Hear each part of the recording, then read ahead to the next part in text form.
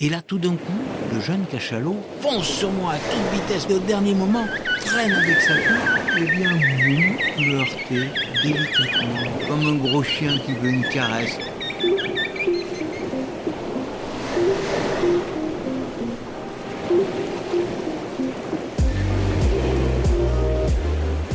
Bonjour et bienvenue sur Storylifique, le podcast 100% outdoor. Je suis Anne B et dans cet épisode, tu vas retrouver une des discussions qui m'a le plus marqué de tous les entretiens que j'ai menés depuis 4 ans. Cela méritait bien une rediffusion remasterisée. Si les aventures du commandant Cousteau t'ont déjà fait rêver, ou si le film Océan ou plus récemment celui de l'Odyssée t'a émerveillé ou interpellé, tu seras heureux ou heureuse de rencontrer un homme qui a été de toutes ces aventures. Rencontrer François Sarano, c'est rencontrer 40 années de plongée et autant de découvertes et rencontres avec les habitants de l'océan. J'ai découvert le travail de François tout à fait par hasard. Je suis tombée sur une longue interview dans un magazine et j'ai eu un coup de foudre pour ce que j'y ai lu. Je vous cite un passage. Il y a 3 choses à faire avant d'essayer de préserver la nature. Primo, se retrouver, consacrer du temps aux autres et renouer des relations. Secundo, se reconnecter à l'air, aux arbres, au monde qui nous entoure, au temps qui passe et à notre rythme biologique.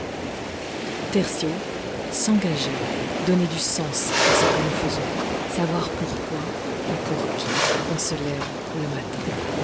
Tout cela amène à la paix, et quand on est en paix, on est prêt à aller protéger l'océan. Alors dès la fin de la lecture de cet article, j'ai foncé sur mon ordinateur pour contacter François. Je lui ai expliqué le but de mon podcast, encore tout bébé à l'époque, mais qui semblait si bien aligné sur cette vision. Reconnecter les gens humains à un vrai désir, pas ceux qu'on nous forge, et à la nature, par l'émerveillement, le meilleur moteur pour donner envie de la protéger. François a accepté avec la générosité qui le caractérise et m'a offert ce qui reste sans doute le plus bel entretien de ce podcast. Alors, qui est François Sarano ? Docteur en océanographie, plongeur professionnel, il a travaillé 13 ans avec le commandant Cousteau.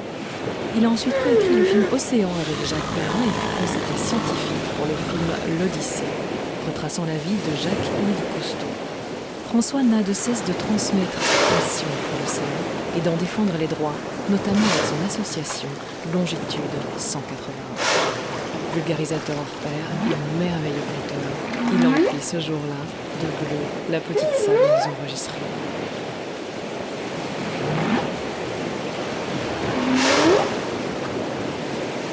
Bonjour François Sarano. Bonjour Anne-Bénédicte, bonjour à chacun. Alors, j'ai des tas de questions pour vous, mais si on devait en choisir une pour commencer, vous pourriez nous expliquer ce qui vous a poussé vers l'océanographie ? Ce qui m'a poussé vers l'océanographie, c'est une question difficile parce que mes parents ont éveillé une curiosité en moi insatiable. Et tout m'intéresse. Vraiment, le monde est magique quand on le regarde de près, quand on lui prête attention. Tout est extraordinaire. Donc j'aurais pu aussi bien faire de la paléoanthropologie ou de la physiologie cérébrale, qui étaient mes 2 passions premières. Mais mon père m'a offert un masque quand j'étais tout petit et grâce à ce masque, j'ai plongé, regardé et tout d'un coup, je suis tombé œil à œil face à un poulpe et son œil doré. Juste, je me souviens vraiment de cet œil. Il faut que les gens regardent l'œil du poulpe, doré, fendu, juste petite fente noire qui fixe. Et hop, j'ai été happé pour toujours dans l'océan, qui est si vaste, si riche, non pas tellement en étendue, mais en espèces extraordinaires, qui toutes sont riches de systèmes de perception qui nous sont étrangers, qui nous ouvrent des nouveaux mondes. Et puis on peut côtoyer une vie qui nous échappe complètement et se mêler à elle, contrairement à ce qu'on vit ici à terre où on a tant agressé que les animaux nous fuient. Et on peut, en mer, si on est bienveillant et un peu respectueux, qu'on est patient, on peut se mêler aux créatures marines. Elles nous accueillent comme l'un des leurs. On peut être au milieu d'un banc de barracuda ou de carangue et être poisson parmi les poissons. On peut accompagner les géants des mers. Difficile d'accompagner des hippopotames ou des éléphants, mais tandis qu'en mer, on peut On peut être là à côté d'une maman cachalot qui laisse téter son nouveau-né. On peut être à côté des grands prédateurs. À terre, il est inimaginable d'être à côté d'un ours ou d'un lion ou d'un tigre. Tandis qu'en mer, on peut être épaule contre nageoire avec un grand requin blanc. Et ça offre beaucoup de paix. Et surtout, ça montre qu'on peut se rencontrer, bien qu'on soit très, très, très, très, très, très, très différents, malgré tout. C'est la volonté de rencontrer l'autre qui est la plus importante. C'est ça que ça fait découvrir, le milieu marin, le milieu sauvage. Et ce que j'avais trouvé formidable quand, dans le livre de Coralie Schaub, Réconcilier les hommes avec la vie sauvage. Vous parliez aussi du désapprendre qui est nécessaire, donc de se débarrasser de toutes ces idées préconçues quand on rencontre un animal marin. Eh bien, ça nous apportait aussi quelque chose si on a la même approche avec nos congénères humains. Il faut, quand on va rencontrer, ça veut dire s'ouvrir complètement, avec tous ses sens. Vraiment, j'insiste, avec tous ses sens, pas simplement, une rencontre, c'est pas simplement intellectuel, une rencontre, c'est pas simplement quelque chose qui parle au cerveau, c'est quelque chose qui est vécu avec nous, nos 5 sens, avec toute l'intuition, l'empathie qu'on peut avoir avec l'autre. C'est quelque chose qui est différent et qui ne peut se vivre que de façon authentique et pleine, sans a priori. C'est valable pour tout. Si je vais en mer avec les a priori qui sont parfois très positifs, hein, je dis juste a priori, ça veut dire des choses que l'on sait avant de rencontrer. Avec un savoir qui est encombrant, eh bien je ne suis pas ouvert. Je suis déjà dans un chemin qui conduit ma rencontre. Et elle est biaisée, elle n'est pas pleine. Si je veux une rencontre pleine, il faut que je sois ouvert pleinement. Si j'y vais avec un savoir, eh bien je referme en partie la porte et la fenêtre que je dois garder grande ouverte pour essayer de toucher du doigt l'autre et aussi savoir le recevoir. J'ai pas compris ça très tôt, mais il me semble aujourd'hui que ce qui nous empêche souvent de rencontrer l'autre, c'est de ne pas savoir le recevoir, de ne pas accepter de le recevoir. C'est pas si facile que ça, de recevoir quelque chose. Voilà. Et je pense que c'est une clé qui est celle que nous offre la rencontre avec les animaux de l'océan, qui nous offrent ces rencontres, ces audiences, parfois très brèves, mais toujours bouleversantes, parce qu'elles sont offertes. Il n'y a pas d'animal sauvage qui vient en échange d'eux. C'est sans contrepartie. Quand le cachalot vient, c'est sans contrepartie. Sans contrepartie. Juste pour un moment où il va satisfaire sa curiosité, ou alors il vient nous étudier, ou alors il vient vous inviter à jouer, à être bien.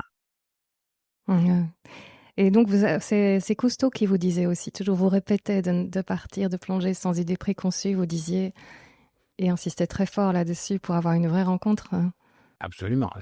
Cousteau, quand on lui demandait « Qu'est-ce que vous allez chercher ici ?» il disait « Si je savais, j'irais pas. » Et en gros, peut-être qu'il savait, mais il ne voulait surtout pas s'encombrer de ce savoir. On peut se poser des questions. Il est important de se poser des questions. Hein. Quand on fait un travail scientifique, on émet une hypothèse de travail et on fait un plan de travail très précis pour que on ait des informations qui apporteraient ou invalideraient la réponse à la question posée.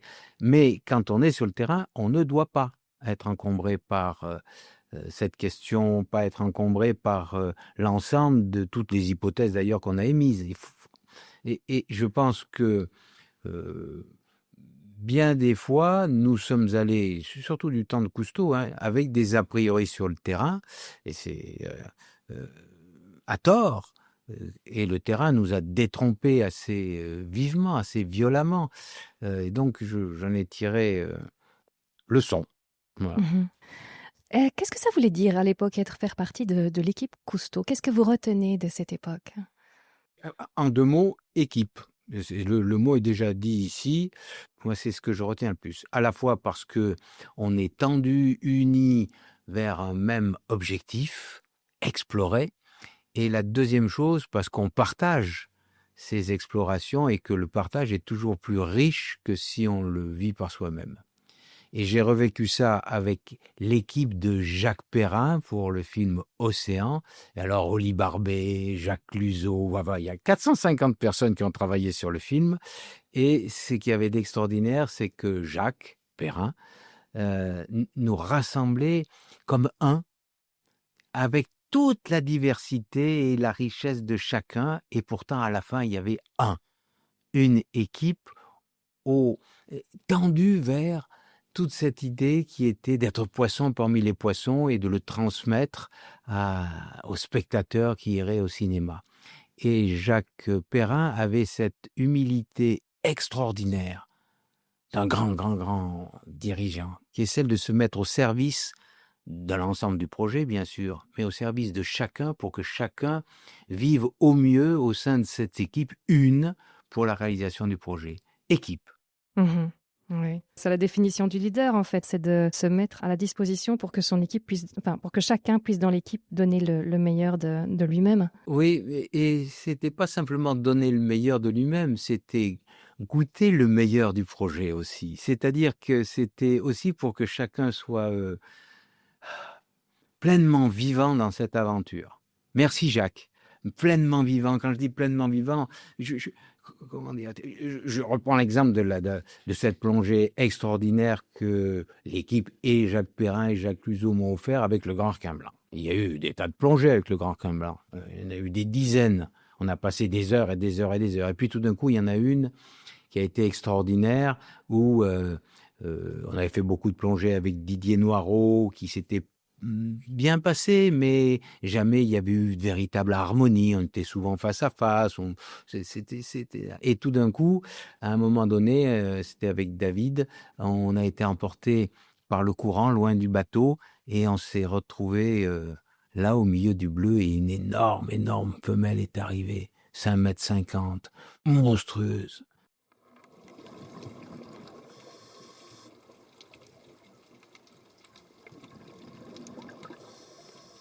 Et elle s'est laissée approcher, ou au moins elle m'a accueilli un moment, et ce moment-là, je crois que j'ai su recevoir ce qu'elle offrait, et pendant 1 minute et demie, on est resté, alors 1 minute et demie, à nager côte à côte, mais côte à côte, avec une main qui nous séparait. J'étais presque posé sur sa nageoire, et c'est un moment de bonheur inouï. Et ben, pendant ce moment-là, de plénitude, de sérénité, je disais merci à Jacques, je disais merci à l'équipe, je disais merci à tout le monde. Vous pouvez pas, les mots sont faibles. Et les mots sont des traîtres. Ils n'arrivent pas à exprimer la plénitude de cet instant et le remerciement profond qui était lié à cet ensemble de travail d'équipe qui amenait à cet instant de bonheur bouleversant. Voilà.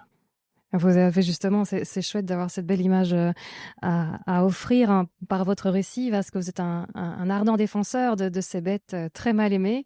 On a plutôt les images en général de ces bêtes qui se jettent sur des cages, où sont les plongeurs, où évidemment les dents de la mer n'ont pas aidé non plus à calmer les choses. Et donc c'est vrai que c'est important de savoir que cette image avec le grand requin blanc n'est pas une exception. Pour vous, c'est plutôt l'exception quand il attaque. Ah ben, il n'y a pas d'attaque, donc oui, c'est l'attaque et l'exception. Enfin, le mot attaque, déjà, est quelque chose qui, moi, ne me plaît pas trop. Il y a des accidents, et il peut y avoir des individus. Hein. Plus on essaye de comprendre aujourd'hui le comportement des requins, plus on découvre la singularité de chacun des individus, et donc que certains individus sont plus explorateurs, d'autres plus agressifs, d'autres plus timides, d'autres mémorisent mieux. Enfin bref, il n'y a que des cas particuliers. Par conséquent, très rares sont les requins qui, dans des circonstances très particulières, quand ils sont très affamés, peuvent passer à l'acte et mordre un humain. Par conséquent, je ne sais pas pourquoi on en parle en définitive. Parce qu'il n'y a pas d'interview sur les requins où on ne parle pas de ces histoires d'accidents qui relèvent de rien. C'est comme si on parlait je ne sais pas moi, de l'aviation et on ne parlait que des accidents. On ne parle pas des accidents. On parle de Guillaumet, de Mermoz, Saint-Exupéry, on parle des grands aviateurs, puis on parle, je ne sais pas, mais on ne parle pas des accidents. Mhm. On parle du développement. Certains sont fascinés par le développement spatial. On ne parle pas des accidents. Voilà, donc je ne veux pas parler des accidents car ce sont des accidents exceptionnels. Voilà. Ouais. Non, mais c'est vrai que c'est les images, par contre, qui circulent le mieux, ces Ah ben, histoires c'est les images qui circulent des le requins mieux. qui attaquent les Si, si, cages. si nous devions retenir l'histoire du monde en fonction de ce qui est le plus diffusé, on aurait une histoire du monde particulièrement Tristounet. biaisée. Elle est déjà biaisée, mais alors là, ce serait terrible. Ce serait terrible. Mais on a un peu cette culture, notre histoire. L'histoire de France, c'est l'histoire des batailles. C'est l'histoire des batailles, mais les batailles, c'est exceptionnel. Pardon, Mhm. l'histoire de France n'est pas une histoire de bataille. On aurait pu avoir une histoire de France avec toutes les périodes de paix et de temps en temps les batailles. Mais on n'a retenu que les batailles Mhm. qui rythment cette histoire comme si les gens n'ont fait que ça.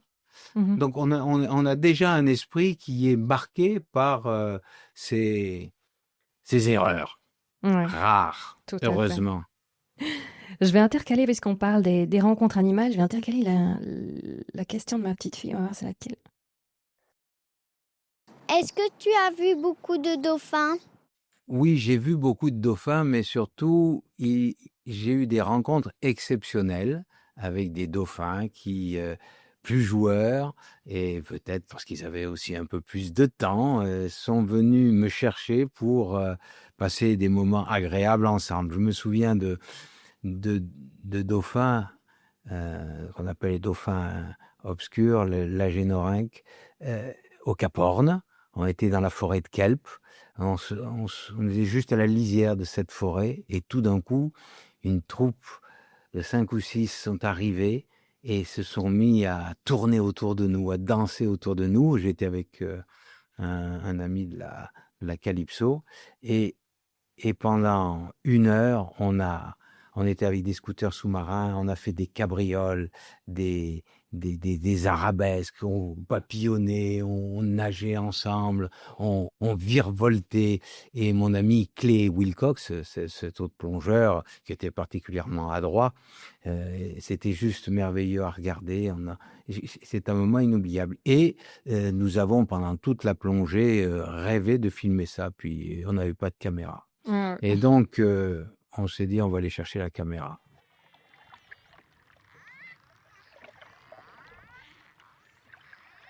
Et on a fait une heure de Zodiac pour retourner au bateau, chercher la caméra. Je me suis dit, est-ce qu'on y retourne? On y est retourné. Et pendant 1 heure, on a nagé à nouveau, virevolté, cabriolé, dansé avec ces dauphins qui ne se lassaient pas de jouer avec nous. Et c'était un moment incroyable. Et puis, oui, c'est souvent que les dauphins viennent voir. Ils sont curieux. Ils aiment rencontrer l'autre, se demander qui il est. Ils veulent apprivoiser l'autre. Ils viennent chercher. Et c'est juste des moments merveilleux, gratuits, Ouais. formidables. Carrément, ouais. Et donc, vous avez aussi d'autres rencontres. Ça, merci beaucoup pour ma petite fille. Elle va être aux anges. En Australie, nous, on avait fait justement un congé sabbatique en famille. Et il y avait des plages, on devait expliquer à nos petites filles, non, non, non, tu vas pas sur la plage parce qu'il y a les panneaux, attention, crocodile. Donc, il y a quand même une sacrée terreur, enfin, une sale réputation de là-bas. Et donc, dans ces plages-là, on n'y va pas, on va certainement pas se baigner. Mais vous avez plongé avec un crocodile australien. Alors, il y a 3 choses. D'abord, oui, sur les plages, ça peut être dangereux parce que les crocodiles, et ici les crocodiles de mer, Crocodilus porosus, sont des très gros crocodiles, sont cachés juste sous la surface et lorsqu'ils repèrent une proie sur la plage, ils n'hésitent pas à venir chercher cette proie potentielle, que ce soit un buffle, je sais pas moi, un cochon, ou un humain. Ça, il n'y a pas de doute. Le crocodile est un prédateur qui peut être dangereux. Mais lorsqu'il est dans l'eau et qu'on est soi-même dans l'eau, c'est complètement différent. C'est moi le chasseur à ce moment-là. En 2 mots, il n'y a pas l'habitude de ça. Et donc la situation est complètement différente. Il faut bien dissocier les 2 situations. Et je n'irai pas, moi, me promener près d'un nid de crocodiles que je sais défendu par la mer avec beaucoup de ténacité, et elle ne laissera personne approcher du nid parce que c'est une situation extrêmement dangereuse. Mais lorsque je nage ou que je suis dans l'eau avec le crocodile, la situation est inversée. C'est moi qui va être considéré comme quelque chose de potentiellement difficile à gérer, quoi.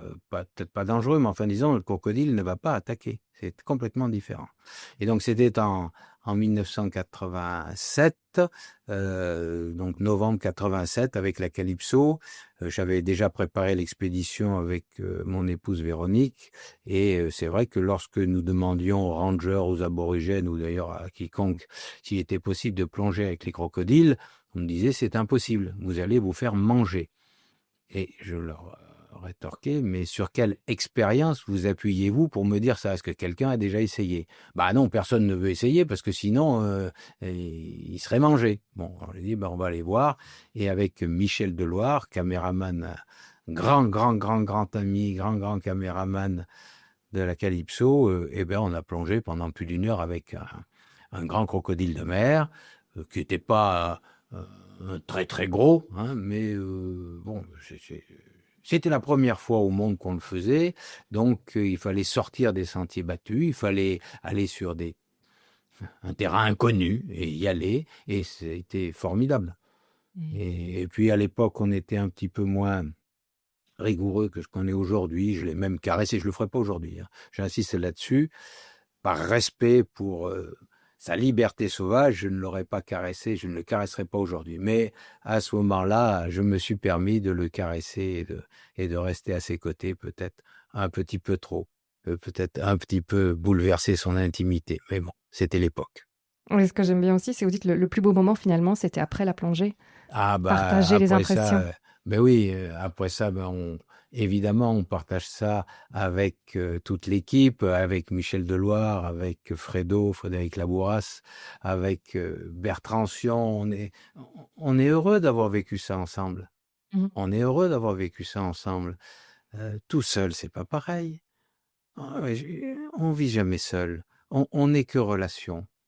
On dépend des autres et on offre aux autres. Si vous me demandiez de me définir, je ne décrirais pas mon physique.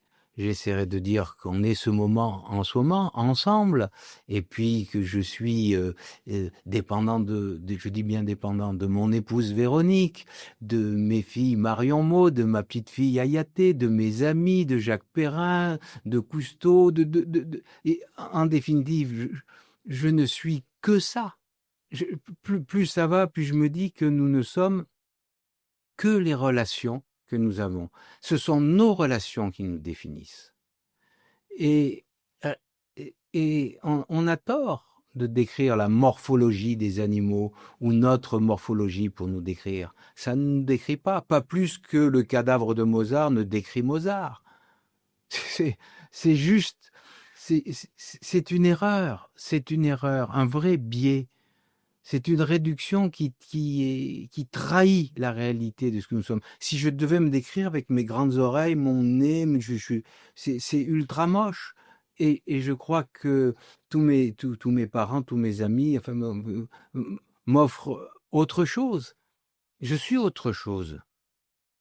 Je suis plus riche que mon seul corps, que ma seule apparence. Beaucoup plus riche. Et chacun, évidemment. Et vous dites aussi dans le livre Réconcilier les hommes avec la vie sauvage, j'ai bien aimé justement ça. Vous parliez du fait qu'on était beaucoup trop orienté description anatomique des poissons, des animaux, statistiques, etc. Et avec ça, on n'a encore absolument rien dit d'intéressant de l'animal. On n'a rien dit. Alors, vous qui m'écoutez, 360 millions de kilomètres carrés. c'est la surface approximative des océans, qui sont profonds en moyenne de 3,5 km. On tire 80 000, 85 millions de tonnes de poissons par an. Il y a 800 millions de tonnes de déchets. Est-ce que ça vous a dit une seule chose de l'océan? Rien du tout, évidemment. Évidemment, les chiffres ne sont rien. D'ailleurs, on ne sait pas ce que veut dire million. Qu'est-ce que c'est million? On entend, mais ça ne parlera rien. En 2 mots, nous essayons d'enfermer dans des boîtes tellement étroites la réalité du monde que cette réalité est trahie. Aucun chiffre, aucune phrase, aucune statistique ne dira jamais l'élégance formidable d'une baleine à bosse qui danse. 35 tonnes de légèreté et d'élégance, avec ses nageoires immenses qui papillonnent comme des ailes d'oiseaux. Enfin bon, ça ne s'enferme pas dans les chiffres. Eh bien, c'est ça l'océan. C'est ça le vrai océan.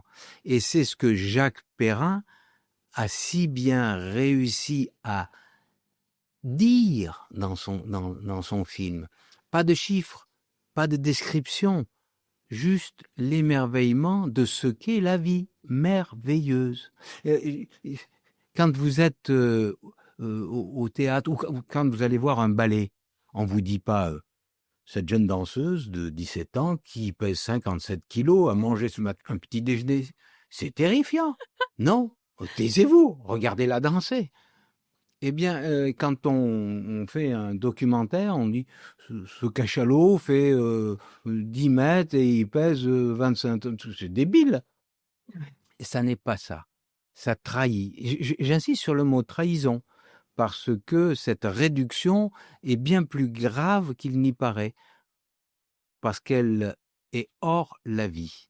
Et c'est ce que j'essaye de dire quand je dis qu'il y a une différence fondamentale entre le savoir et le connaître. Et j'ajoute aujourd'hui entre l'information, le savoir et le connaître. L'information, c'est quelque chose qui est dit, qui est passé, qui est fini, c'est terminé. Le savoir, c'est quelque chose que l'on enregistre, qui est intellectuel et qui apporte une connaissance qui permet d'ouvrir sur le vrai connaître, c'est-à-dire vivre avec. Mais parfois, ce savoir peut, au contraire, écarté de la connaissance lorsque il laisse penser que, sachant tout sur les êtres vivants, on est extérieur aux êtres vivants. Alors que la connaissance est un vécu. Elle ne peut être vraie que si il y a un échange avec l'être que l'on va rencontrer et connaître. Et connaître, c'est encore une fois avec tous ses sens. Ça fait appel non seulement à une analyse cérébrale, mais qui doit être réduite à sa juste valeur, pas plus, mais aux odeurs, au toucher, à tous nos sens. Nous percevons le monde avec 5 sens, nous le vivons avec 5 sens. Et j'y rajouterai un autre sens qui est celui de l'empathie, de l'intuition, de cette chose qui fait que on est bien ensemble et on ne sait pas pourquoi vraiment. Il y a des choses indéfinissables qui ne se retrouvent pas dans des organes de perception particuliers et qui pourtant existent et qui font notre vie et qui sont importants dans cette vie. Et la connaissance, c'est un engagement, c'est une relation à l'autre. Et en définitive, c'est ça qui est important. Si j'apprends des choses, si j'ai un savoir, à quoi sert-il s'il ne sert à être plus en paix tous ensemble sur cette planète, tous ensemble, humains et non humains. Par conséquent, l'objectif final est bien de connaître et donc peut-être de moins savoir et de plus créer de liens. Et ça me paraît très important. Moi, j'ai vu des marins qui ne savaient rien sur la mer, mais qui la connaissaient comme aucun grand scientifique qui savait tout sur l'océan, mais qui connaissait rien à la mer. C'est du vivant, c'est du ventre, c'est du cœur, c'est ça la vie, c'est ça la vie. Et c'est ça qui m'intéresse. Et c'est ça ce que nous offre la vie sauvage. Et bien sûr que je ne sais pas tout sur les cachalots, et c'est pas très important, mais Elliot, Arthur, Irène Gueule Tordue, Lana m'ont offert des moments qui me permettent de sentir un petit peu de loin ce qu'est l'âme du cachalot. Et c'est ça qui est important. Voilà, donc vous êtes vraiment spécialisé dans les cachalots qui justement, on va dire, vous accueillent aussi, puisqu'on parlait d'échange, de donner, mais surtout d'apprendre à recevoir ce qu'ils ont à offrir, sans idées préconçues, donc les étudier, mais aussi simplement être là, et être ouvert et recevoir la présence de ceux qui s'offrent. Vous avez beaucoup de très belles histoires avec le clan d'Irène Gueule Tordue. Vous vous souvenez de vos premières rencontres avec eux? Ces premières rencontres, moi, alors là, pour le coup, m'ont juste bouleversé parce que, pour le coup, je n'étais pas du tout un spécialiste des cachalots. Il y a 10 ans encore, moi, j'étais spécialiste des gras-requins blancs. D'accord. Hein, et avant, j'étais spécialiste du merlu. Bon, merlu, c'est un peu moins poétique, mais c'est extraordinaire quand même. Bon, bref, première rencontre, c'est Elliot. C'est un jeune cachalot qui vient me voir et vient me chercher. Je raconte un petit peu comment s'est passée toute cette histoire. J'avais justement emmené mon ami René Euzé rencontrer le grand requin blanc qu'il n'avait jamais vu. Il n'avait jamais nagé librement avec lui. Et il était si heureux qu'il m'a dit, pour te remercier, écoute, je pars à l'île Maurice, je vais faire un petit documentaire, viens avec moi, je t'offre le voyage. Enfin bon, voilà. Bon, on va là-bas et il était en train de tourner son documentaire. Et donc, il était en train de filmer un petit cachalot. Donc, je lui dis, je ne vais pas déranger. Je me mets à l'eau assez loin de là où il était. Et là, tout d'un coup, le jeune cachalot fonce sur moi à toute vitesse, mais à toute vitesse. Et au dernier moment, freine avec sa queue et vient, boum, il vient me heurter délicatement, doucement, comme un gros chien qui veut une caresse. Alors, j'étais très maladroit. Je ne savais pas comment réagir. Je ne voulais pas toucher. Et ça a été assez bref parce que j'ai pas vraiment répondu à son attente. Et je me suis dit, mais c'est incroyable ça. Incroyable ce cachalot qui vient, qui m'offre son ventre, qui veut jouer. Oh, formidable, c'est un bon coin. Le lendemain, nouvelle plongée, je vois Arthur, celui qui s'appellera plus tard Arthur, et qui a une caudale très marquée parce qu'elle a été amputée d'une partie de la pointe gauche par des globicéphales. Lui, on les reconnaît facilement, ils ont un contact facile. Puis après, j'ai vu ce que j'avais pris pour un accouplement. Je me suis dit, alors là, c'est formidable, il faut venir ici, il faut venir voir ces cachalots et les étudier. Et donc, de fil en aiguille, on est revenu et puis on a commencé à vivre avec eux. Et grâce à Axel Prudhomme, à Hugues Vitry qui vivent sur place, à dire on va rester très régulièrement avec eux, essayer de noter toutes les observations journalières qu'on peut avoir pour mieux les comprendre. En insistant sur le fait que les comprendre, c'était de passer du temps avec eux, d'être accueillis par eux et de bénéficier de ce qu'ils allaient nous offrir. Et non pas de faire des biopsies ou de poser des balises de façon assez agressive sur eux. Hein. Il s'agit vraiment de s'immerger, d'essayer d'être cachalot parmi les cachalots. Et donc, ces cachalots qui ont, je pense, perçu le respect que nous avions pour eux, la bienveillance, la patience, nous ont accueillis et petit à petit, nous sommes... mêlés à eux jusqu'à être dans le dortoir. J'imaginais le dortoir des cachalots, c'est des photos 15 menhirs, ouais, 15 menhirs, des menhirs. Ouais. Des menhirs qui font 10 mètres, 11 mètres de haut, qui sont plantés dans l'épaisseur liquide à 10 mètres de profondeur. Dressés à la verticale. Comme des menhirs. Ouais. Et vous nagez entre ces menhirs. Ils savent que vous êtes là, mais ils vous acceptent. Des animaux sauvages. Et puis, après ça, ils nous ont accueillis, même quand les mamans ou les nounous allaitent les petits. Et on voit les petits tétés juste à côté. C'est juste... C'est formidable. Oui, c'est bouleversant. Ouais. C'est bouleversant. Donc, petit à petit, on a commencé à découvrir des choses, à comprendre des choses qu'on ne pouvait pas comprendre autrement. On s'est aperçu que chacun avait une personnalité qui lui était propre. Et surtout, les jeunes, parce que c'est extraordinaire avec les jeunes, on les voit grandir. Et petit à petit, on voit que chacun, en grandissant, devient différent de son camarade. Et il y a des affinités qui se lient, qui se nouent. C'est comme chez nous.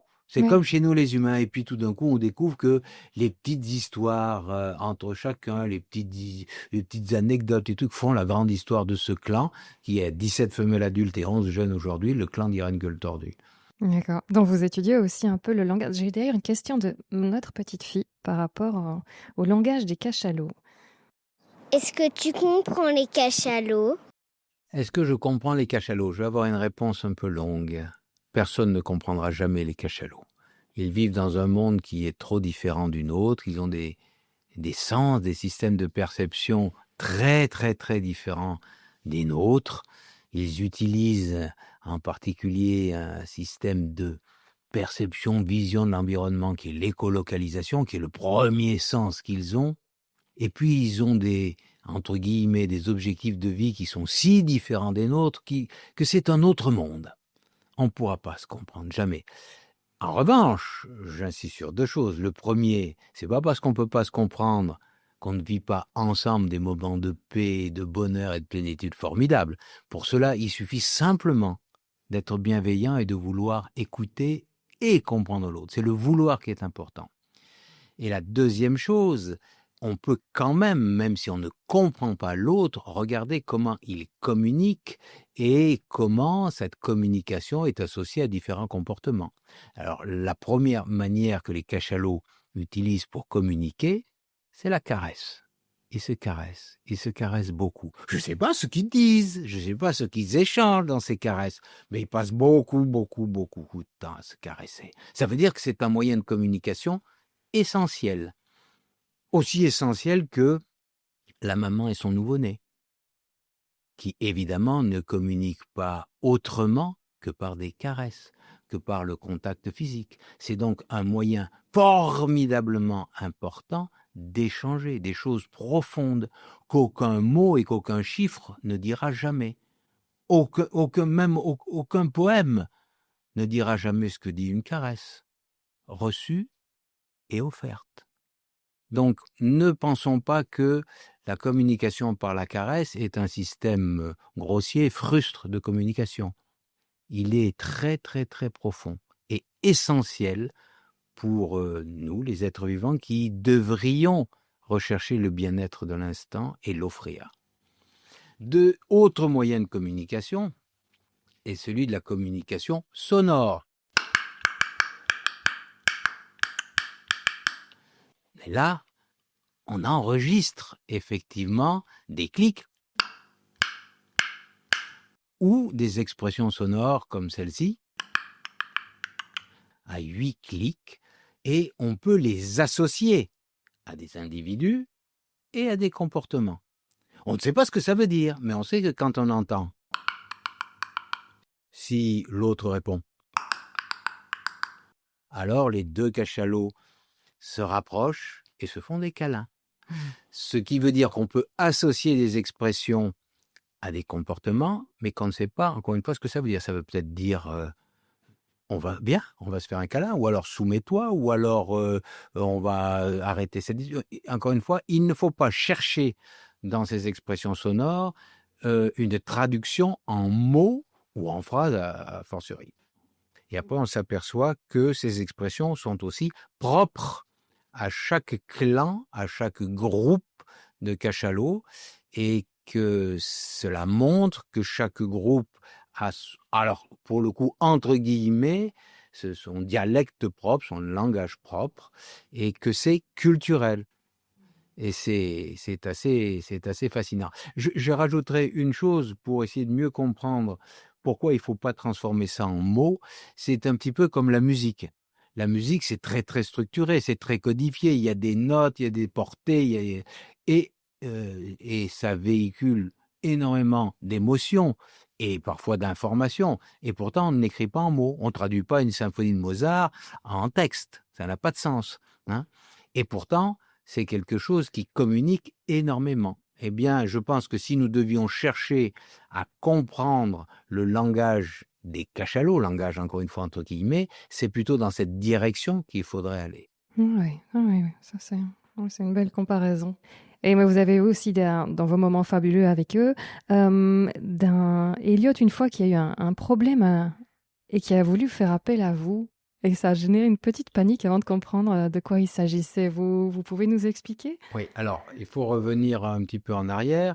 Elliot, donc que j'avais déjà rencontré qui m'avait rencontré en 73, qui était venu me chercher, est un cachalot qui a une vraie personnalité singulière, qui est très explorateur, très expansif, très joueur, et qui, moins timide que les autres, vient assez souvent nous rencontrer. Et j'ai eu une autre expérience bouleversante avec lui en 2015, c'est-à-dire 2 ans, 3 ans plus tard, oui, et où on a dansé pendant plus de 10 minutes ensemble. On était alors vraiment avec René tous les deux dans l'eau. On avait raté la plongée. Il est arrivé, je ne sais pas d'où. On a entendu. Et tout d'un coup, il était là. Il a vraiment essayé de m'apprivoiser. En m'offrant son ventre, il se met sur le dos en faisant toutes sortes de cabrioles qu'il utilise pour essayer d'avoir des caresses de ses congénères. Et puis surtout, en utilisant les fameuses expressions sonores à 8 clics là, qui sont 40 fois, c'est pas au hasard, il a bien voulu, il me demandait dans son dialecte à lui, des caresses. C'est très clair, c'est lui qui a voulu m'apprivoiser. Et donc, on a passé beaucoup de temps ensemble, mais c'est vraiment un cachalot extraordinaire.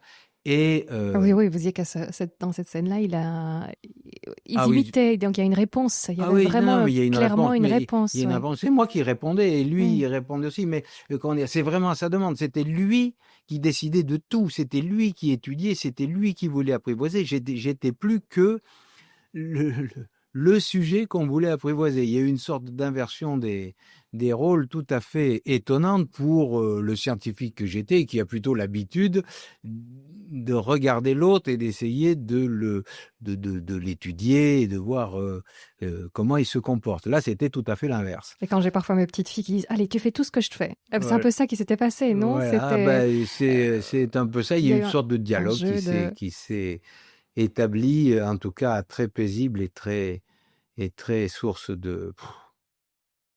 Ah oui, avec des mouvements similaires. Des mouvements similaires, quand je basculais sur le dos, il basculait sur le dos, voilà, quand je cabriolais, il cabriolait. Et lui, animal sauvage, qui venait sans contrepartie, qui a l'océan pour lui, qui pouvait faire ce qu'il voulait. Alors, on ne peut pas suivre un cachalot dans l'océan, ça va beaucoup trop vite, beaucoup trop profond, enfin bref. Et quand il était entre René, donc René Osé, le caméraman, et moi-même, et que la distance était inférieure à la longueur de son corps, il se pliait en deux pour ne pas nous heurter, avec une immense délicatesse. Ah oui, vous disiez, c'est très étonnant, ils sont énormes, et pourtant, quand ils passent à côté de vous, on ne sent pas de remous. Ah non, ils sont incroyablement attentifs, délicats, légers comme des papillons, ouais. C'est sidérant, c'est ce qui m'a le plus marqué, je crois. Et donc, Elliot est un cachalot particulier. Et un jour, alors que ni Véronique ni moi n'étions là, c'était Hugues Vitry qui était avec son équipe sur le bateau. Donc il s'est mis à l'eau avec sa petite équipe, et Elliot est sorti du groupe des cachalots et a foncé sur lui, gueule ouverte.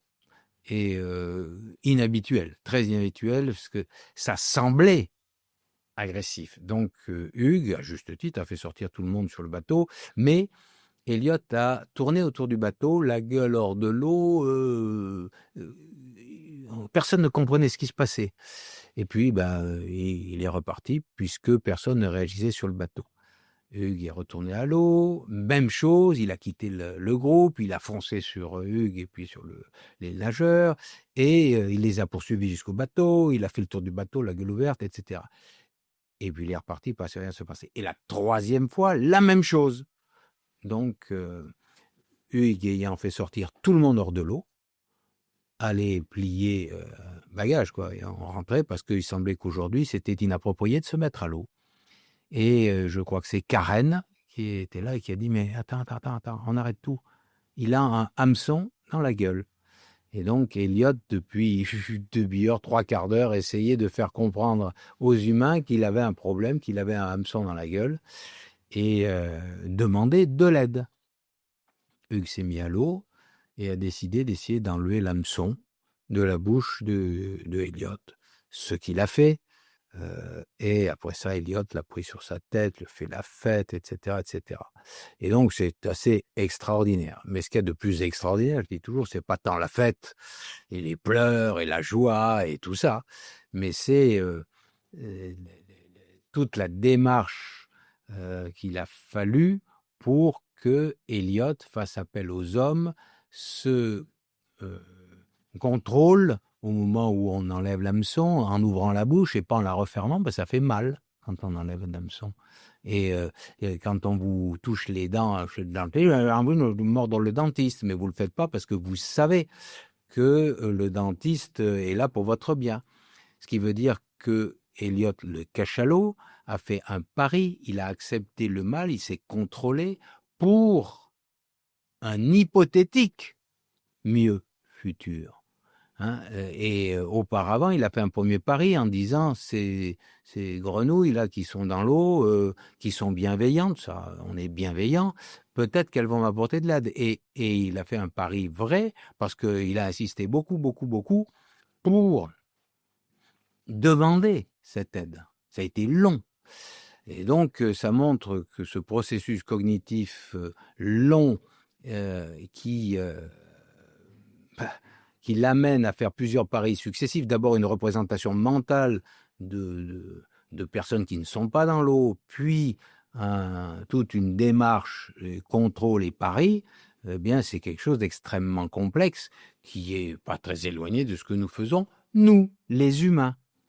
Et donc, ça montre vraiment qu'on n'est pas seul au monde à la fois avoir envie d'apprivoiser l'autre, s'intéresser à l'altérité, mais à faire des paris déduction. C'est vraiment intéressant de ce point de vue-là. Voilà. Et pour finir sur cette histoire, cela montre que Elliot est un cachalot original, très particulier, singulier et très différent des autres cachalots, en particulier d'Arthur. Arthur, à qui il est arrivé la même aventure, mais qui est un solitaire, qui ne vient pas au-devant des plongeurs, qui est toujours un peu isolé du groupe, qui ne s'exprime pas beaucoup, qui est réservé et qui a traîné son hameçon et son fil pendant des jours et n'a jamais, non seulement n'est jamais venu se le faire enlever, mais n'a jamais accepté qu'on s'approche pour l'enlever. Donc il y a dans ce même groupe des cachalots mâles, qui ont à peu près le même âge, enfin bon bref, mais dont les histoires et expériences individuelles ont forgé des personnalités qui sont extrêmement différentes. Et plus ces histoires, plus ces personnalités s'écartent, plus ils ont des expériences différentes, plus les personnalités s'exacerbent et deviennent différentes, comme chez nous, les humains. Ouais, c'est vrai qu'une des choses qui m'avait étonnée quand vous racontez ces histoires des cachalots, des autres animaux, c'est le fait que ce n'est pas si naturel que ça. On est tellement habitué à voir tous les animaux qui nous fuient. On dit, mais non, en fait, un animal ne devrait pas, s'il n'avait pas tout un passé avec nous un petit peu malheureux, de se faire chasser pour chasser. En fait, vous dites dans des îles, vous avez failli marcher sur des oiseaux qui ne s'écartent pas spécialement à votre passage, des îles subantarctiques, les îles subantarctiques, je n'aurais pas marché sur les oiseaux, je fais très attention, mais les oiseaux ne s'écartent pas. Voilà, c'est ça sur les îles subantarctiques, c'est-à-dire les îles qui sont celles qui sont autour de l'Antarctique, hémisphère sud, qui sont peuplées d'albatros, de gorfous sauteurs, de cormorans, et qui sont parfois à millions. J'ai été sur une île qui s'appelle l'île Beauchêne, il y a 3 millions d'oiseaux sur le plateau de l'île. 3 millions. Eh bien, on se balade au milieu de ces oiseaux qui ne s'envolent pas. Quand on va dans ces îles subantarctiques, si on est sur la plage où se trouvent des éléphants de mer ou des lions de mer, et si on se couche sur la plage, on peut voir arriver l'un d'entre eux et le voir venir se coucher à côté de vous. Il ne va pas vous fuir. Il ne vous fuit pas. C'est une anormalité, ce que nous connaissons. D'ailleurs, dans la savane, Le singe, le zèbre, même le lion, la plupart du temps, n'est pas fui par les gazelles. Et le requin, il passe au milieu des bancs de poissons. C'est une idée erronée que nous avons du monde de croire que celui qui est susceptible de manger l'autre est toujours fui par l'autre. Non, et les animaux savent parfaitement quand le requin chasse, et le reste du temps, ils vivent Ouais, autour. qu'est-ce que ça dit de nous alors que nous, les humains, tous nous Nous, fuient en permanence? ça dit juste une chose, c'est qu'on agresse tout le temps. Ouais. Pourquoi ? Parce que nous, on capitalise. Au lieu de prélever ce qui est juste nécessaire à notre survie, nous prélevons très au-delà. Par conséquent, nous agressons tout le temps. Et comme nous agressons tout le temps, nous sommes fuis tout le temps. Le requin n'est pas fui tout le temps. Loin de là. Le requin mange très très peu, donc il n'est pas fui. Ah, vous expliquez aussi certaines de ses propres potentiels viennent se frotter à lui. Il y a beaucoup, de requins qui sont même agressés par les carangues, qui sont les proies des requins, Ouais. mais ils sont agressés, elles viennent se nettoyer, elles viennent se frotter contre sa peau rugueuse, et donc il y a des moments où ils sont obligés de fuir. Ah non, et il faut replacer les choses dans leur contexte et à leur place. Un requin blanc de 1 tonne mange par jour 3,5 kg. 3,5 kg. That's it. 1 tonne. Il n'y a pas beaucoup, des gros requins comme ça. Bon, ça veut tout dire. Il a mangé un gros poisson, c'est fini. Le reste du temps, il a 24 heures de reste du temps par jour, comme nous. Le reste du temps, il est au milieu des autres. Et les otaries jouent devant son nez. S'il trouve une carcasse de baleine et qu'il engloutit 50 kilos d'un coup, il y en a pour 2 mois. Pendant 2 mois, il est. Est-ce que nous sommes insatiables? On exploite toute la journée. C'est une vraie question à se poser. Si on n'a pas dévoyé un petit peu l'idée de départ qui est de vivre bien et donc effectivement d'assurer une certaine sécurité alimentaire, ce qui est formidable, heureusement. Mais on est allé très, très, très, très, très au-delà de ça. Et puis, une exploitation insatiable et jamais assouvie des ressources de cette planète. D'ailleurs, le terme ressources veut dire beaucoup. Exactement. Ouais. Ça veut dire la planète à notre service. J'avais été à un festival nature il y a longtemps, mais ça m'a marqué. Et il y avait des personnes qui venaient d'Inde, qui présentaient un de leurs films pour protéger une région là-bas qui était en grand problème. Je crois que c'était déjà la déforestation. Et ils tenaient vraiment à recevoir un prix, tout simplement pour avoir plus de poids dans leur combat, dans leur pays, pas du tout pour avoir le prix. Mais je me souviens toujours ce qu'ils m'ont dit, ce qui est génial avec la nature, c'est que quand on lui laisse sa chance, elle la prend. Et vous disiez vous-même que l'allié le plus formidable qu'on a quand vous luttez depuis des années pour la sauvegarde des océans, et vous dites que votre meilleur allié, finalement, c'est l'océan lui-même, qui est d'une résilience extraordinaire. Extraordinaire. Le vivant est d'une résilience extraordinaire, et l'océan, c'est pas pour ça qu'il faut l'agresser. Non, bien soyons sûr. très clairs. Il faut que nous changions radicalement de comportement si nous voulons voir et offrir à nos enfants et qu'ils jouissent des mêmes rencontres que nous avons eues avec les grands animaux. Tous les grands animaux à durée de vie longue, à maturité sexuelle tardive, les baleines, les requins, les éléphants, eux sont en danger d'extinction. Si nous voulons que nos enfants voient des gorilles, des éléphants, des baleines et des requins, il y a urgence. Et des grands arbres, il y a urgence. En revanche, le vivant en général est indestructible. Et l'océan en particulier. Pourquoi ? Parce que l'océan, c'est la matrice originelle.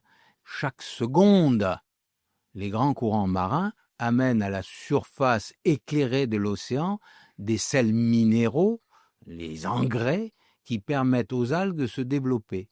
Et chaque seconde, le soleil éclairant cette surface, les algues, grâce à la photosynthèse, fabriquent de la matière vivante et se développent. On peut tout changer, mais la seconde d'après, c'est la même chose. Donc, c'est quasiment indestructible. Et là-dessus se développe le plancton animal, les petits crustacés dont vont se nourrir les poissons. Il faut bien penser à ça. À terre, les végétaux ont besoin de racines profondes, ils ont besoin de trouver de l'eau, c'est compliqué à terre. Et quand on a rasé la forêt, pour retrouver un sol, c'est des milliers d'années, un grand sol bien riche, beau, c'est terrible. En mer, la seconde, et c'est renouvelé. Et puis l'autre chose qui fait que les animaux marins sont résistants à la pression insupportable que nous leur infligeons, c'est qu'ils ont pour beaucoup, une fécondité phénoménale. Ils pondent des dizaines de milliers d'œufs, et ces œufs, en dizaines de milliers, quand ça réussit, tout d'un coup, pouf, ça redonne des populations abondantes. Ce qui fait qu'il est très, très, très, très, très, très difficile, même dans des zones exploitées, dès qu'on lève le pied, de ne pas voir revenir ces animaux en abondance et aussi en diversité. Aujourd'hui, on ne fait rien pour compter là-dessus. Plus ça va, plus on appuie. Plus ça va, plus on extrait. Plus ça va, plus on détruit.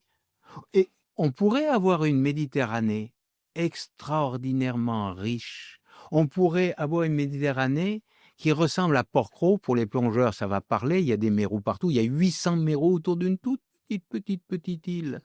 800 mérous qui sont des gros poissons. Eh bien, ça pourrait être partout le long du littoral méditerranéen.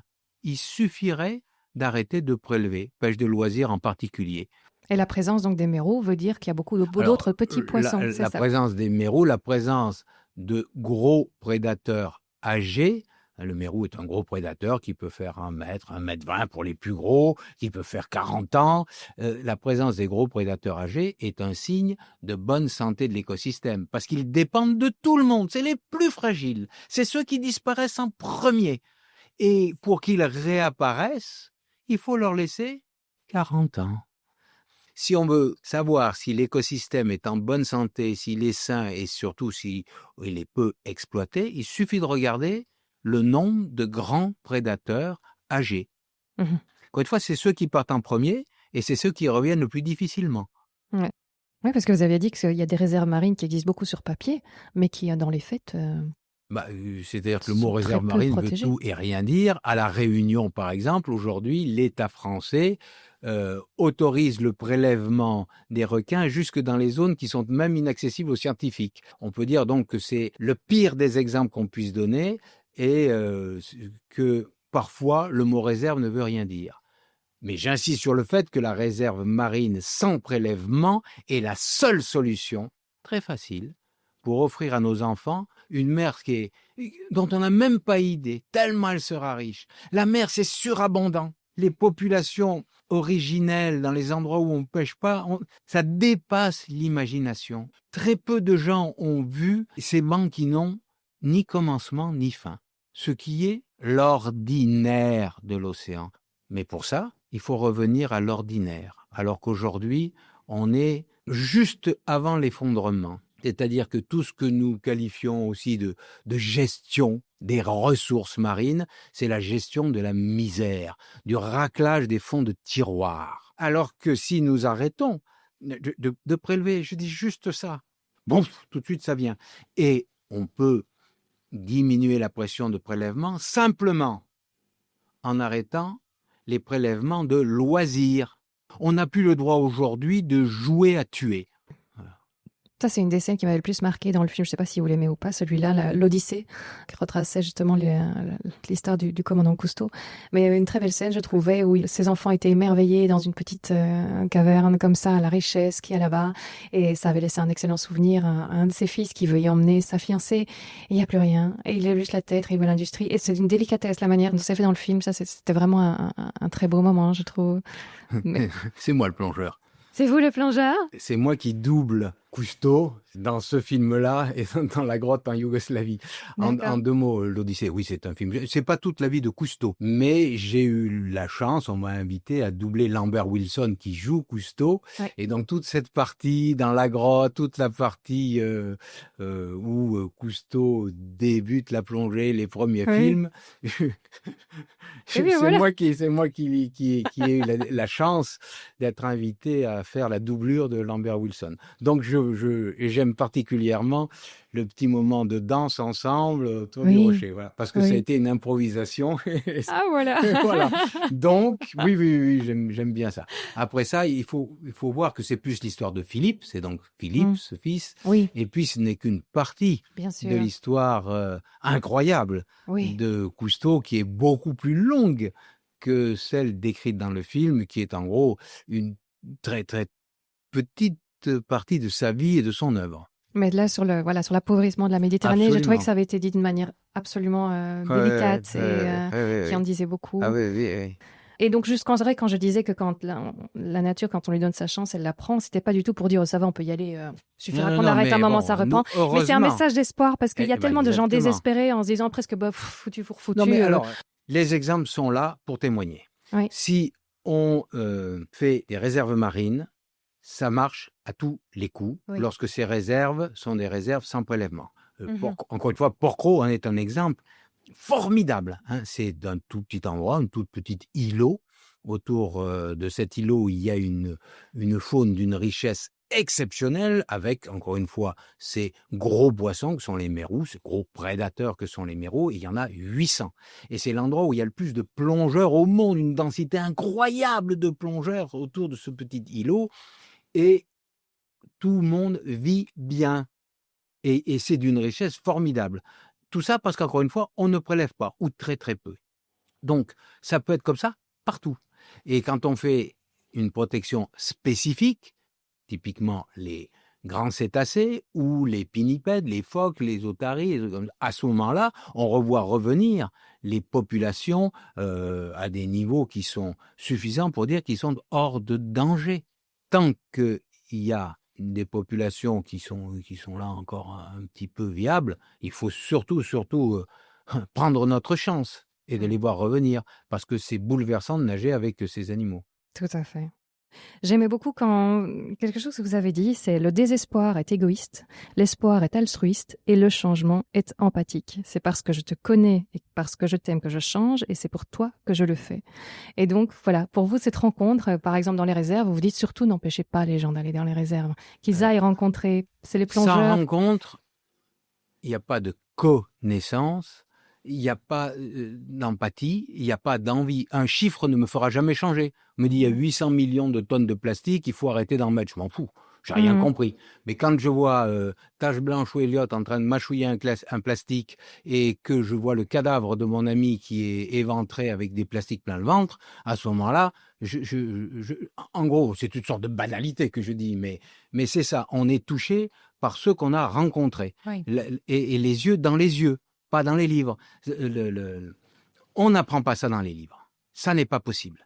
On n'est jamais touché par ça. Tous les jours. Sinon, si nous étions touchés par les chiffres, ça fait 40 ans, ça fait 50 ans qu'on les a, les chiffres. Ça fait 50 ans que le changement climatique est annoncé. Il n'y a pas besoin des précisions très, très fortes aujourd'hui des scientifiques du GIEC. On le sait, tout ça. Mais ça ne nous a pas fait changer. Tout ça, on le sait. Donc, si ça ne marche pas, il faut essayer d'amener les gens à être touchés par le bonheur d'une rencontre avec un animal sauvage. Si on les prive de cette rencontre en leur disant n'allez pas dans les réserves parce qu'il y a trop de monde dans ces réserves et ça détruit l'habitat et puis les choses comme ça, alors c'est foutu. Alors que faire ? Eh bien, multiplier les réserves. Oui. Multiplier les réserves. Il ne faut pas diminuer le nombre de gens qui peuvent rencontrer parce que les réserves sont trop petites. Il faut augmenter le nombre de réserves, les surfaces des réserves pour que la densité des gens puisse être acceptable pour le bien-être de l'ensemble de la communauté. En 2 mots, pourquoi ? C'est absurde. Il y a une grande demande de nature. Surtout ne mettons pas des cloches sur la nature. La nature, c'est moi. La nature, c'est vous. On est EEST, la nature. On est parcelle de cette nature. On n'est pas extérieur à la nature. On doit vivre la nature parce que nous sommes la nature. Et donc, cette idée de nous extraire au prétexte qu'on y fait du mal est une absurdité. On y fait du mal lorsque il ne reste plus que quelques fétus de confettis de faune sauvage et de flore sauvage. Oui, bah oui. Là, on est trop nombreux pour ça. Donc, si on est trop nombreux pour ça, il faut qu'il n'y ait pas que ça, mais beaucoup de réserves. Multiplions les réserves. Faisons au contraire de ces réserves des écoles de nature. Emmenons tout le monde dans la nature. Apprendre à rencontrer l'autre. Tout le monde à regarder une grenouille. Tout le monde à regarder les papillons. Et à les apprécier et à ne pas les attraper, et à ne pas les tuer, à ne pas les épingler, mais à regarder comment ils sont. Tout le monde doit vivre ça. Après ça, on saura pourquoi on va préserver ce crapaud? Pourquoi je ne mets plus de déchets? Et comme on l'aura fait et partagé avec l'autre, on saura pour qui on le fait. Pourquoi je me lève le matin? Ben, je me lève le matin parce que j'ai envie que Hayaté, ma petite fille, puisse aller nager avec des cachalots qui sont les descendants d'Eliott et d'avoir le même bonheur que moi. Donc je sais pour qui je le fais et je sais pourquoi je le fais. Et voilà pourquoi je change. Sinon, je ne change pas. Ouais. Voilà. Et encore une fois, je suis sûr d'une chose. Si je le fais pour moi, c'est très facile d'être égoïste autrement. C'est pas possible. Le changement, je suis sûr d'une chose, c'est qu'il est altruiste. Mais il faut savoir pourquoi on est riche de cette idée de transmettre. Et qu'on est heureux de cette idée de transmettre.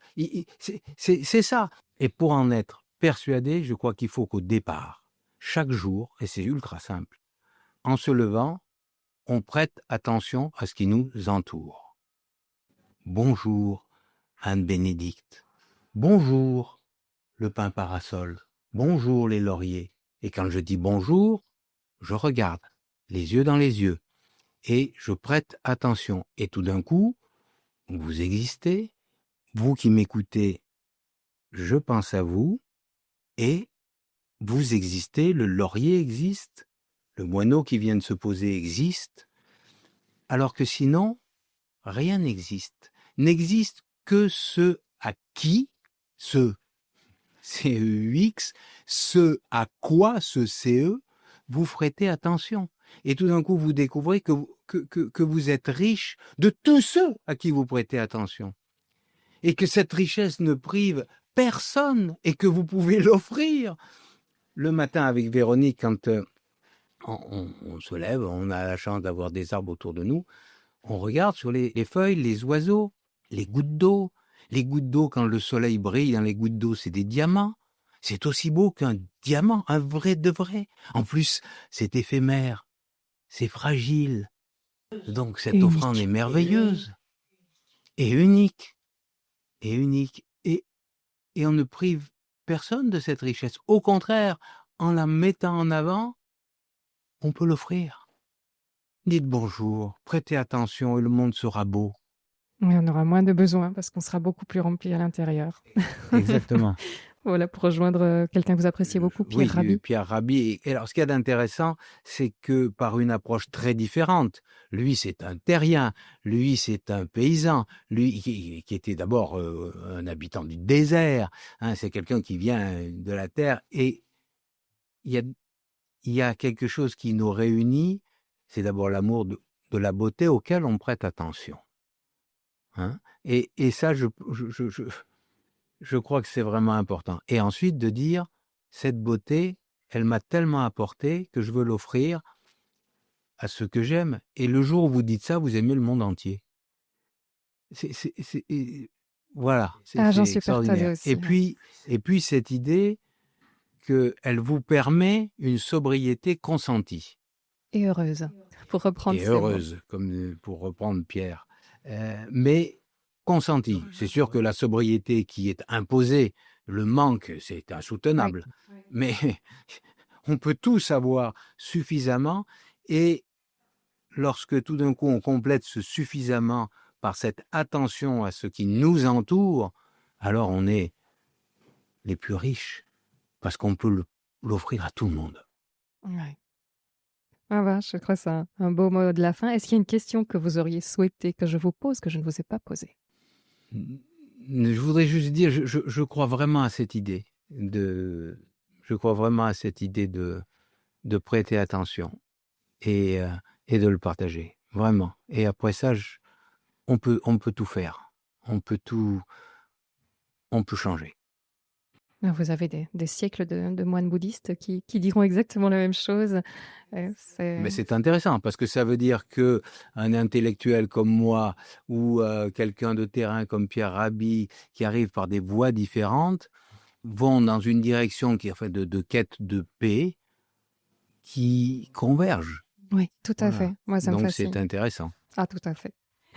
Est-ce qu'il y a des activités actuelles, des actualités de la Fondation que vous voudriez mettre en avant? Alors, de l'association Longitude 180, il faut aller sur le site pour voir, et puis éventuellement lire les livres qui sont publiés avec l'association, en particulier donc Réconcilier l'homme avec la vie sauvage est un livre qui a été fait aussi en partenariat avec l'association, et donc à édition Actes Sud. Et puis il y a le dernier livre écrit par mon épouse Véronique, j'ai un peu contribué aussi, et qui s'appelle Sauvons l'océan, 10 actions pour réagir, qui est un tout petit opuscule et qui est intéressant parce que ça donne des conseils très très pratiques pour ne plus agresser l'océan, même si on habite Clermont-Ferrand ou au centre de l'Allemagne, loin de l'océan, parce que notre impact est considérable sur cet océan par notre consommation exagérée ou les pollutions qu'on peut engendrer.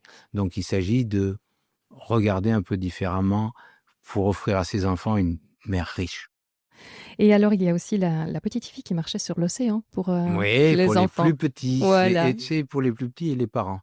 C'est pour partager la lecture du soir. C'est un petit conte que ma fille Marion a écrit et illustré. Enfin, on a fait ensemble, mais c'est elle qui a fait toute l'illustration. C'est un petit conte qui raconte l'histoire d'une petite fille qui a un talent merveilleux. Elle marche sur l'eau, mais qui, au lieu de voir ce talent merveilleux, ne voit que ce dont elle est privée, c'est de ne pas pouvoir plonger sous l'eau, parce qu'elle flotte sur l'eau, et qui va découvrir, grâce à la rencontre avec les différents animaux marins, que ce qu'il faut regarder, c'est la richesse de ce qu'on est, et de faire avec ce qu'on est, et de vivre en paix avec les autres. Ah, c'est formidable. Donc votre palette écrite est absolument incroyable parce qu'il y a les écrits scientifiques, le cycle ovarien du merlu, le frais synchronisé des éponges des eaux indonésiennes. Vous passez de ça allègrement au retour de Moby Dick, qui est un régal aussi, à des récits pour enfants. Et donc c'est cette envie de partager. D'ailleurs, c'est ce que vous allez faire juste après l'interview. Donc un grand merci parce que là vous passez tout l'après-midi à essayer de transmettre cette envie de l'océan. Donc plutôt transmettre l'envie que le message de sauvegarde vient après, voilà, mais l'envie d'abord. Bien Alors sûr. un tout grand merci d'être passé par ce micro juste avant. Merci, belle journée, belle journée. Je ne pourrai jamais remercier assez François Sarano pour cet entretien, par une chaude journée de juillet à Metz, près de Montpellier. Revenir sur cet entretien qui n'a pas pris une ride, j'oserais même dire au contraire, et vous le faire découvrir ou redécouvrir est un réel bonheur. En conclusion, j'ajouterais que depuis cet entretien, je suis devenue membre de Longitude 181. Comment aurait-il pu en être autrement? Je suis sûre que vous me comprendrez. Et je vous invite à faire de même. Cela ne coûte qu'1 € pour permettre à l'association de vous représenter.